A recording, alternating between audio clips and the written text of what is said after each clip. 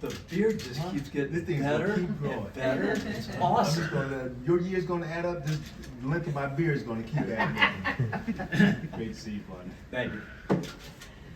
Jacque, this is the first matchup that you guys are taking on this Atlanta Hawks team this season. What stands out to you? What's going to be a main point of emphasis when taking them on? Yeah, I think a direct picture of last night's game versus Indiana, their ability to get out in transition, score the basketball at a high level. Two premier guards who have the ability to get to the basket, make shots, create. Team that's long, guys that can come off the bench and have an extreme impact. You see that with the number of guys, what they're averaging scoring across the board in their team. And then the ability to offensive rebound. With Zakongu and Capella, their ability to, night after night, have an impact on the board. So a lot of things we have to worry about tonight for sure, Megan. When you have players like that is a deep team, as you mentioned, with the two guards and the bench, you talked about taking a lot more risks. What type of risks do you want to see from your group? You know, those risks are always going to be calculated on a game-to-game basis. The risks I've been talking about is, you know, there's layers to having a efficient defense, and it just so happens that turnovers, they just, the ratio of your four factors, they're just way heavily more than the rebounding piece, which was a problem for us. So we've taken care of the rebounding piece. We've taken care of not putting people on the free throw line. We've pretty much taken care of having multiple defenses, of being able to have guys take the shots that we want and the individuals to take the shots that we want. Now the next step and the next layer to this thing is to be able to turn teams over. And so if we can do that, that'll help us offensively also. But that part of the factor is lacking right now. We'll continue to be creative in how we do things and try to generate turnovers. But I'll take some lessons from Atlanta. They're doing it. They're turning people over, and they're being rewarded because they're able to get out in transition. With Ben, what's the light on-court stuff that he's capable of doing right now? Brian, you know, that's why we leave those guys at home. I don't see everything. Last time I saw Ben, that light, just light on-court work, whatever that technically means. I said the other day, like I'm always honest with you guys. He wasn't practicing. He's not on the floor with other individuals. So it's just light work at home. Most of the coaches, or all the coaches, are here with us. And in Cam's case, I'm sorry, I should be specific, Cam Thomas. When he's getting integrated into teamwork, does that essentially mean that you would presume or hope that you'd have him for practice come next week? I guess I can look towards next week. You know, I'm gonna kind of stick by the statement that we put out.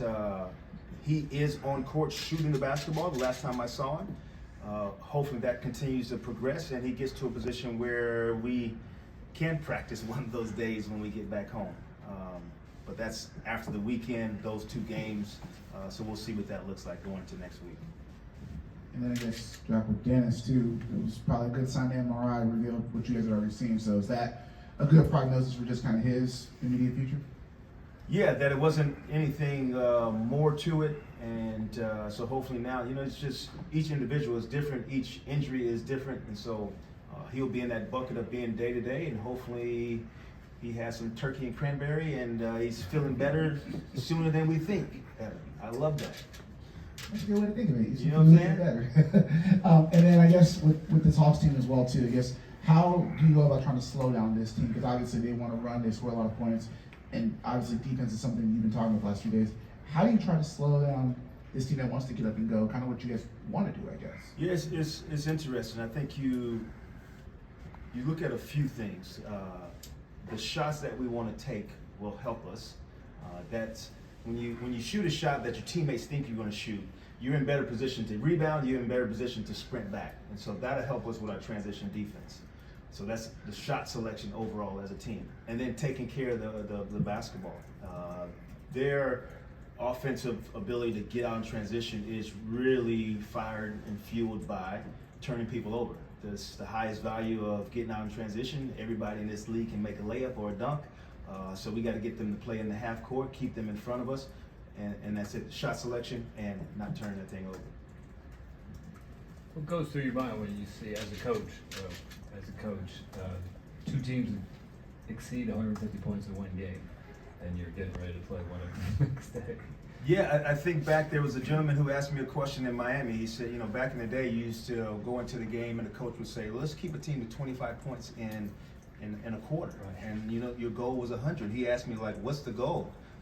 There is no goal anymore. The goal is to win the basketball game. If Halliburton can score 25 points in a freaking quarter, then that I don't know. We've come into a different age of basketball. The game is growing. I love it. It's exciting to watch. Last night, the whole end season, I was tuned in watching games. I got kids, 18 and 19 years old, and they're watching, and they love to see the score that high. And it's the league's growing, and offense is a premium and has the advantage right now. Until the playoffs. To the playoffs. Things tend to Then slow you got to down. get a few stops. It's interesting though. Do people get nervous in the playoffs? Why couldn't you play the same way in the playoffs? You're the coach. I know. I got to get to the playoffs first, Bob. No names involved, but everybody's available. You always make me think like I'm missing something. No, because Besides the three dudes we put the statement out on, Right. Oh, I'm sorry. we haven't updated our injury status. We are good to go. Okay, just make sure. Thank you.